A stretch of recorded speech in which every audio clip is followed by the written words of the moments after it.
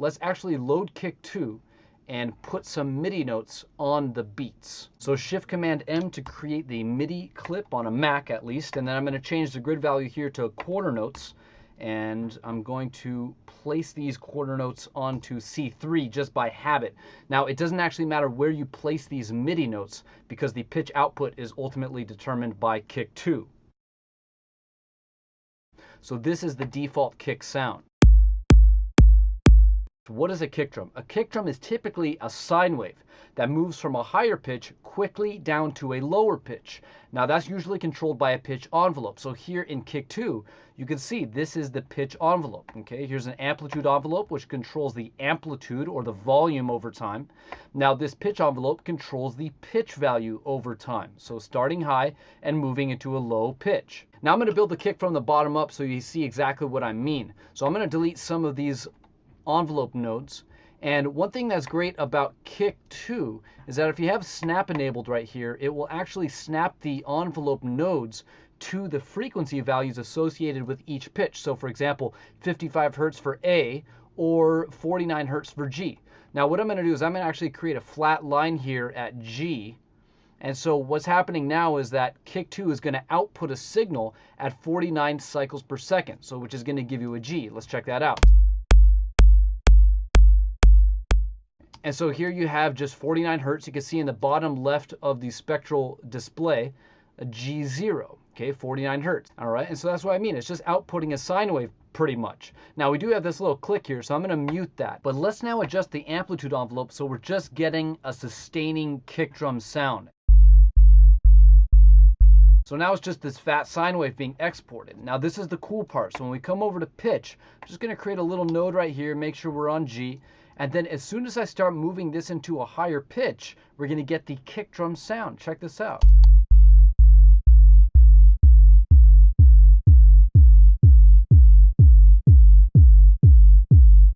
In its simplest form, that's what a kick drum is. It's simply a sine wave typically that moves from a higher pitch down to a lower pitch. A popular style of kick in tech house is one with a slow pitch envelope.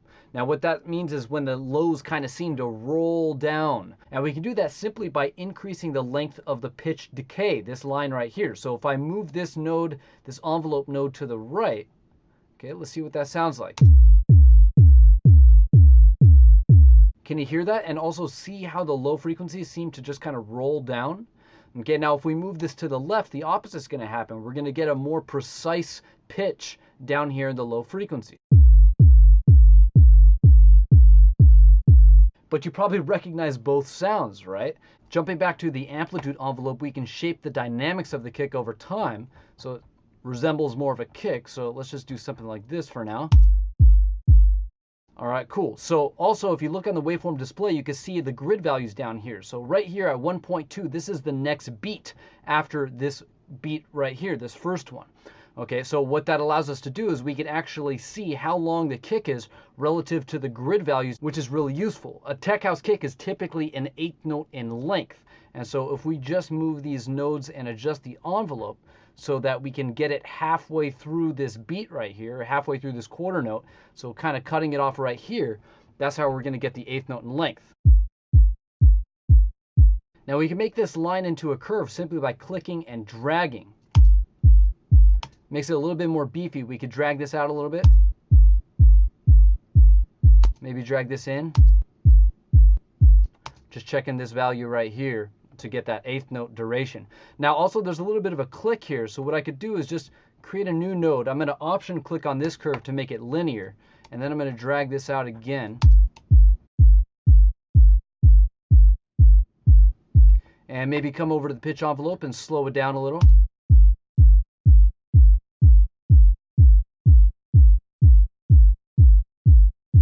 If we look at the spectrum analyzer, we can see it's a pretty low frequency kick, right?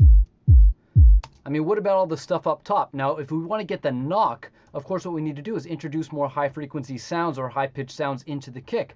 And the obvious thing to do is just simply to drag this up. So let's try that. Let's start at G3 where we were. Let's listen to what happens as we drag this up.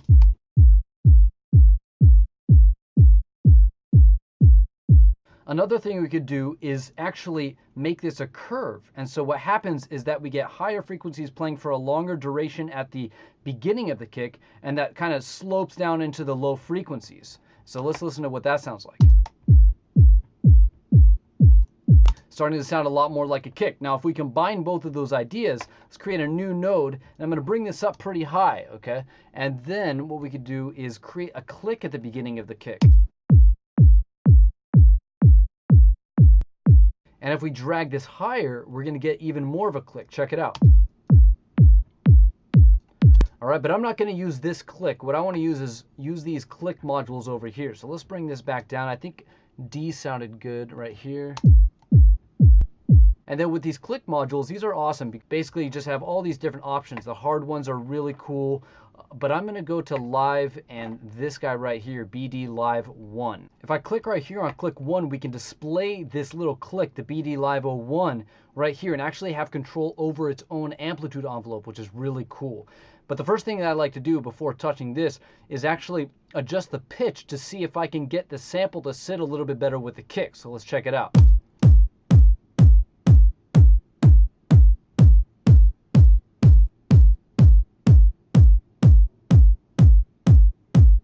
I think I like it right there around this, I think it's +1.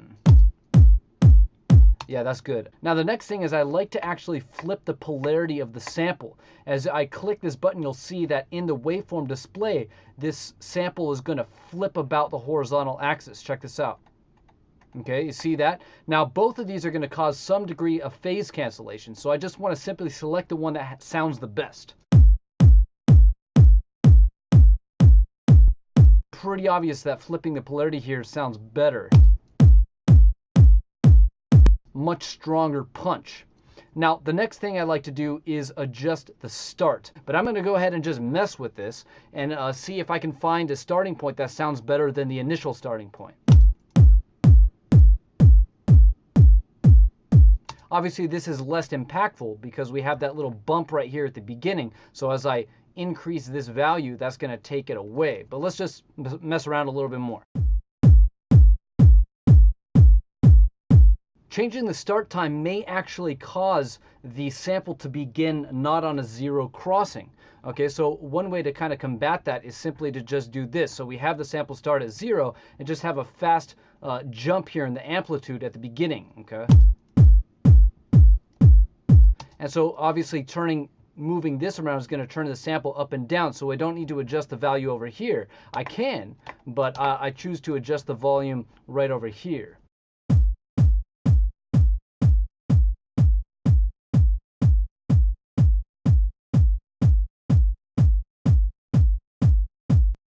There's two other things I want to do here inside of Kick 2, and that is mess with the distortion and the sub-control modules. Now I use both of these to make the kick a little more dirty. I like it dirty. And so with the distortion, let's just turn the mix all the way up so we can hear what these different distortion types sound like. So with the clip distortion, this is going to be pretty aggressive, and we can see what happens here in the waveform on the LFO tool.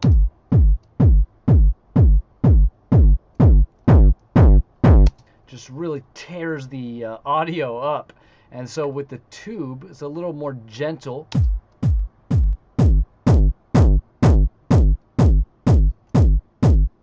Really like that sound. And then with the wave here, little wave shaping, very aggressive. Okay, now my preference here is the tube, so let's go with that. And I'm going to just lift this up.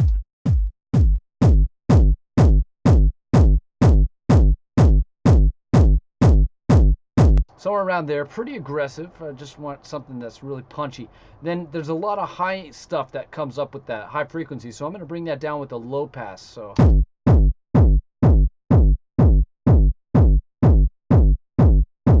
and then finally, we're going to move on to the sub-control section. And this is just a way of kind of seeing if there's different kind of waveforms that might sound better, just a little bit more interesting texture, a little bit more grit. So here in Kicks, what I like to do is I'm just going to select these. I'm going to turn the harmonics up. And I'm just going to go through these. There's only 3 here. And I'm just going to see which one of these I like the best. So let's start at the top. this last one right here is really cool. So I'm going to go ahead and turn this down, but you can see how it's all weird. That's because of the harmonic distribution. But what I'm going to do is just turn this down.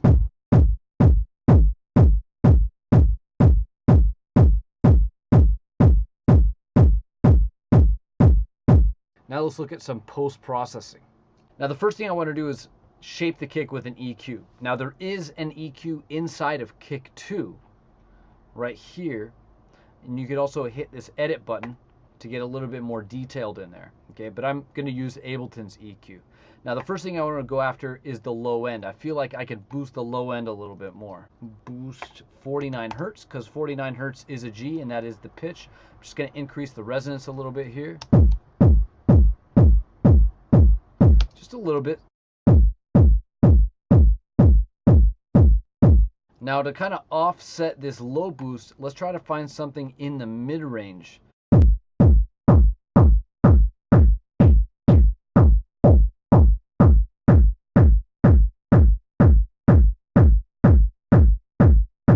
That sounds good right there. I'm going to reset the gain and just kind of lift up until I get the presence that I want.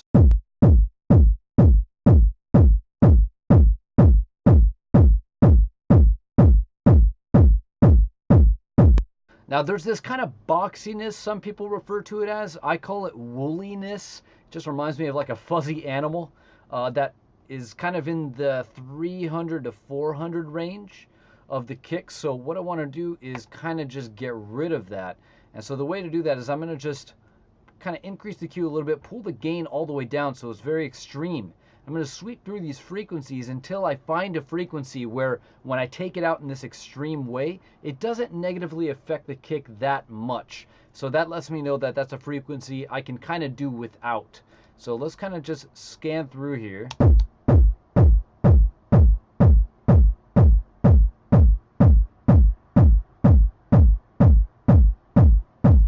So right there, when I take this away, about 372, it doesn't negatively affect the kick that much. Let's go ahead and just bring it in and out.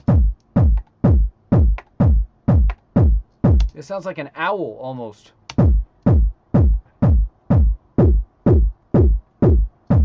Yeah, I'm not liking that. So I'm going to reset the gain and I'm going to bring this down a little bit here.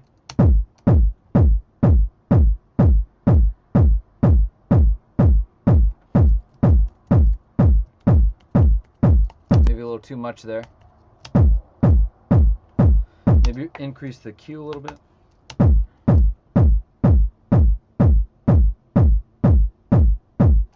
So right around there. So before, I think it gives it a slightly better shape. Maybe we can bring this guy down a little bit. Typically when you're EQing something, you might overdo it or underdo it, and you can always just check by using the scale feature. So sometimes I like to just go a little bit higher or like to bring it in a little bit, but let's just check this out. So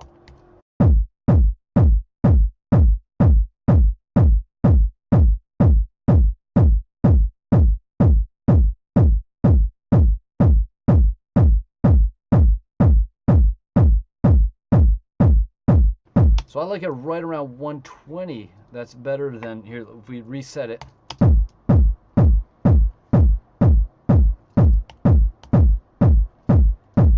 Just gives it a little bit more punch, so it seems like I undercooked it a little bit. Now the kick sounds pretty good to me at this point. But I love to experiment with different types of distortion. And so one of the ones that I really like is the vinyl distortion here. I'm going to start with the tracing model and see if I can add a little bit of warmth to the kick. And the same thing is kind of like an EQ. What I'm going to do is boost. I'm just going to go to 0.5 here in the gain. And all I'm going to do is just look for a frequency that might work. Maybe just increase the Q here a little bit. And let's check this out. That's obviously a little too aggressive. We're starting to get a little too tonal down here. So maybe something more in this range.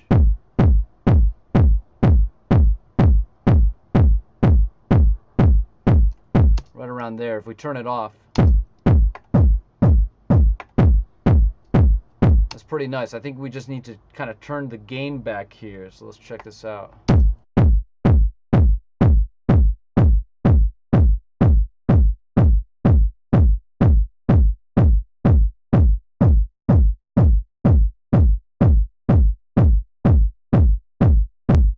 Now let's mess around with the pinch. Now what's cool about the pinch is it lets you do stereo processing. So if I turn this gain up, you're going to hear that's going to make the kick wider.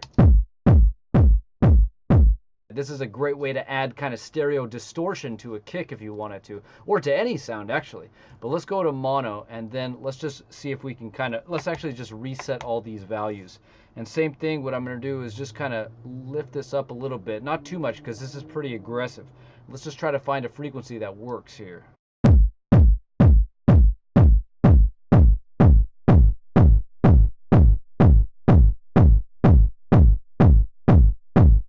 Now remember, this is more aggressive style. You can hear almost what the odd harmonics sound like. If I turn this up,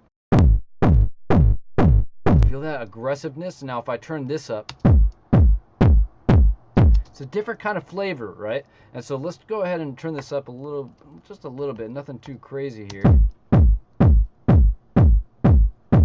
Maybe just narrow this down a little bit.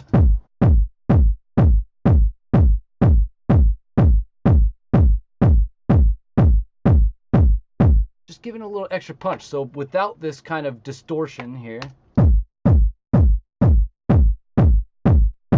The final thing I want to do is just see how much I can drive this kick with a saturator. Not too much, but I love Ableton Saturator, just the default. Now I'm going to turn on the soft clip, and what the soft clip does here, it just applies an instance of this analog curve on the output so it doesn't clip. And so I'm going to open up the LFO tool just to make sure that the dynamics aren't going crazy. So what would it look like if I had crazy dynamics? Watch this.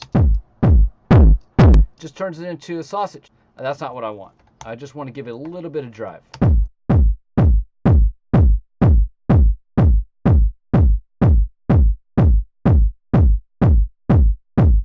Just like that. Now that's starting though to look a little bit like the kick that we had way earlier when I started reshaping the dynamics. So another thing I could do is just come back in here and just pull back down the tail a little bit. So if we come into the amp, maybe if we extend the kick a little bit longer.